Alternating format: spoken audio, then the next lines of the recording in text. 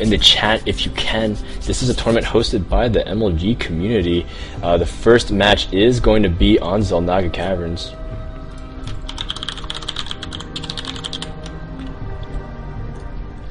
And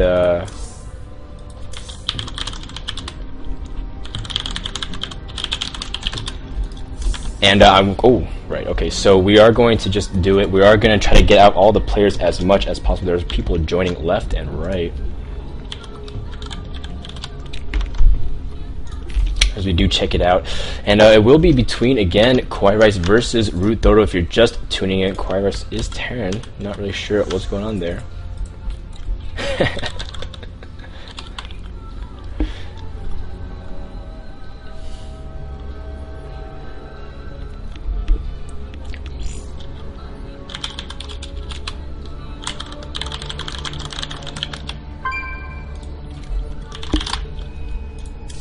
Alright, so we are underway. It will be Protoss versus Terran, and winner of this will go on to the finals.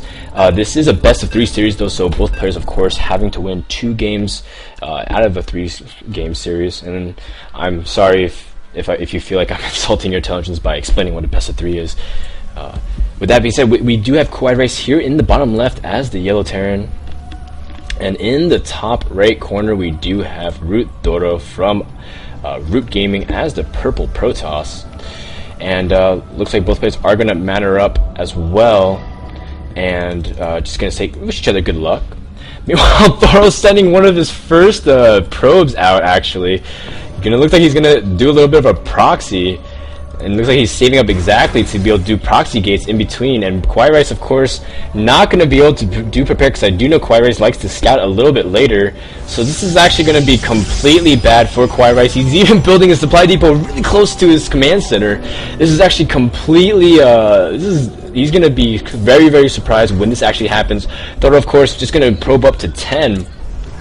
And at this point, we're going to have to pull up the production tab just to see what's going on. Thoro's just going to wait for that gateway. Kwai, of course, not suspecting anything. In fact, he's just spamming right now inside of his base.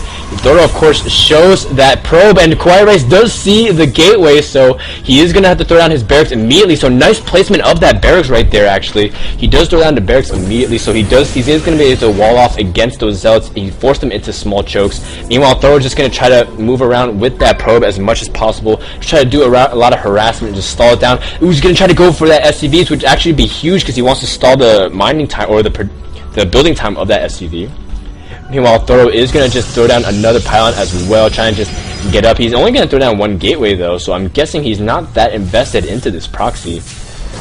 And in fact, he's actually getting a gas. So at this point, this is an interesting response here by Thoro. He's probably not going to follow up that much. Instead, he's just going to get a zealot to do damage here, and probably wants to get stalkers as well, so he can pick off marines, especially since Kwai not indicating he wants to get any gas, so he can't get marauders. Therefore, Kwai probably going to just invest in a lot of marines at this point. So great response here by Thoro, just completely knowing what he needs to do. At the same time, Kwai is going to be completely safe. As soon as his bunker finishes, though, the first marine is almost out. Looks like one SCV will die, and Thoro needs to do as much damage with this zealot as possible. He's going to go for a bunch of SCV kills. At this point, he's already ahead in the probe or the work count. Looks like 2 marines or 1 marine and an SCV is going to be out.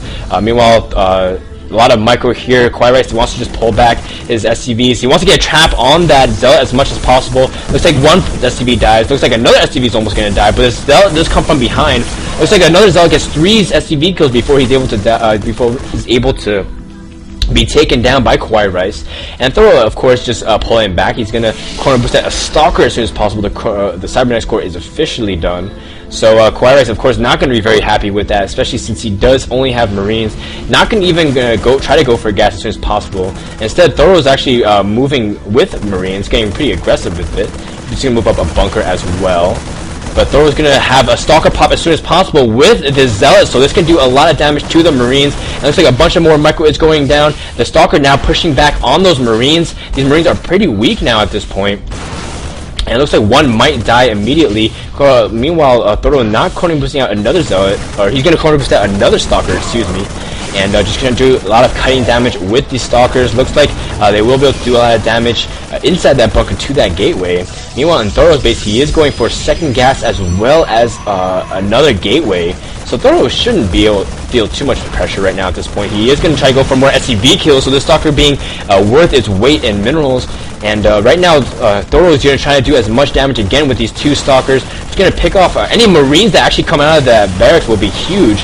And at this point, Thoro is just going to try to do as much sniping damage. He is pulling back with these Stalkers though, and it looks like this gateway is pretty much as good as dead.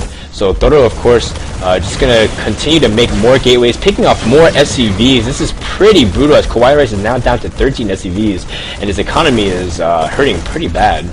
So overall, though this proxy was not all in actually whatsoever, Thoro was able to do a lot of damage with these Stalkers, even going for more SCV kills, which would be completely cumbersome if he's able to do it. But ooh, a little bit of a misclick there. He missed the SCVs. He meant to get the SCV, but he instead chose the bunker. Thoro, of course, going to just do more pressure right here. Just going to try to pick off and then let his shields recharge. So Kawaii Rice not able to heal any units right now. It just looks like he's finally stabilized, and instead Kawaii Rice is just going to expand. So this is actually a really interesting choice here, especially since Thoro is now expanding as well. So both players, of course, going to try to just go for a little bit more of a normal game now. A very, very interesting opening. Of course, the timing of this is really good for Thoro, as he does have 17 compared to 24 probes. So Thoro does have a slight advantage there. At the same time, though, Kawaii Rice will have will just get up more barracks as well. He does have a factory as well on the way, getting a tech lab. So probably going to try to go for some Marauder play as well as some ways to just get ahead.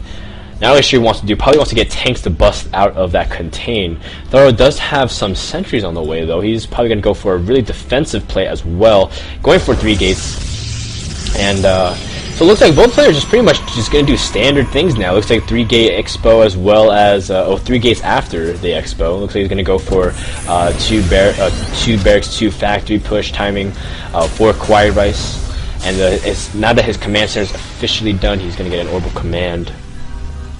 So pretty much standard things, standard from both players. So now that the action is pretty much done, I like that Thoro actually pulled back his other 2 Stalkers because he does not need to lose them unnecessarily. He actually keeps one healthy one outside so he can run away as soon as he sees units move out. At the same time, he is taking up to a robotics facility. Very, very necessary in PBT because you do want to have that scouting in case anything funky like Banshees come, or if you are able to get Colossus out or Immortals. Very, very key in holding off those huge pushes by Terran. And looks like Kawaii Rice just going to be content with sitting back and massing, making more SCVs because he was pretty behind. But Thoro's doing a good job Chrono Boost, using his Chrono Boost, getting out more probes. He's jumping out to a 10 probe lead now out with Chrono Boost, keeping his energy low as well. He does have 2 Stalkers even on the ledge in case a drop does try to come. So being very comprehensive with his macro right now. Thoro wants to make sure he doesn't lose to anything silly like a drop.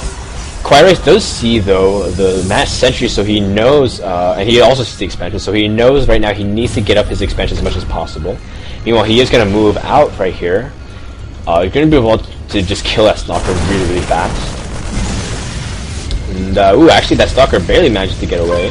Meanwhile, it looks like Thoro is going to just continue massing up more and more units, going for that robotics base, so he's going to be able to get out Colossus as fast as possible.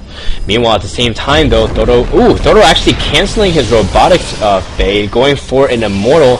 I think right now he senses danger, so he wants, rather than trying to wait for Colossus, he is trying to go for the Immortal directly, especially since he saw tanks, and of course, everyone knows what Immortals do to tanks. It is not pretty. And it looks like Kawaii Rice is going to go for a huge timing attack right now when he's with these 3 tanks. Siege mode is done, so he will be able to do a lot of damage. Kawaii Rice, of course, wants to move out with these damaged Marines and tanks. If he positions correctly, he will be able to do a lot of damage. Thoro does not have really any good meat units. The Immortal finally gets to the battle a little bit before it happened. So Thoro, of course, picking off that Hellion. Nice job there. It looks like Guardian Shields will go down. Nice force fields to trap all the Marines, and all the Marines actually are forced to engage, but this tank is doing a lot of damage onto the Stalkers and Sentries, and it looks like the Mole is going to try to target down that Siege tank. The Siege tank goes down super fast, and looks like these tanks are pretty much left to die, except with a bunch of SCVs trying to repairing, but these Zealots are just going to tear through it completely. So Kawaii Rice right now falling behind considerably by almost double supply, and Kawaii Rice just going to try to do as much as he can, sieging up tanks, and just going to try to get up bunkers as fast as possible. Thoro, of course, just going to charge in for a huge attack. He senses blood, or he smells blood. He is going for Colossi now, and it looks like this one lone tank is not going to be enough. Kawaii Rice, of course, going to lose that bunker. That Mules are now tanking for this tank, so it looks like that tank will go down super duper fast. And overall, looks like Kawaii Rice will leave the game, and Thoro will take game number 1 in this best of 3 series.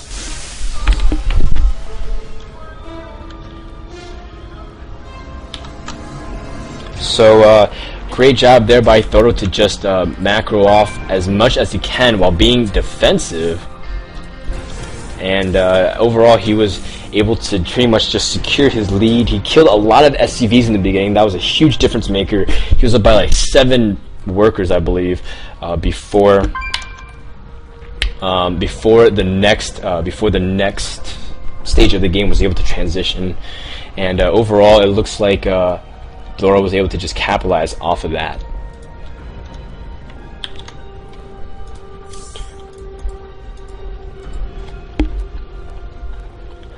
Alright, so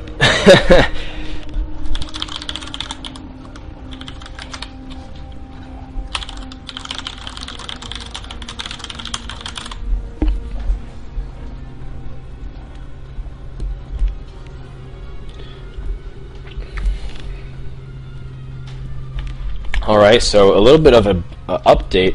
Looks like Kawaii Rice is actually forfeited the second game, and so he will face Kershki in the top 3. Meanwhile, it looks like Thoro will move on to face off against Chef, I believe, for the finals. And I'm not sure if the finals is best of 5.